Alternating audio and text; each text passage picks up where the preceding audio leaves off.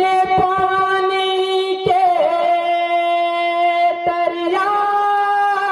भी था, बिन रुखवा के छाँव, बिन तुलसी के चौराय भी था, बिन मुखिया के गाँव, बिना कर्म के धर्म भी था, बिना भजन के भाव, बिन भक्ति के मिले न मुक्ति, भज लो जी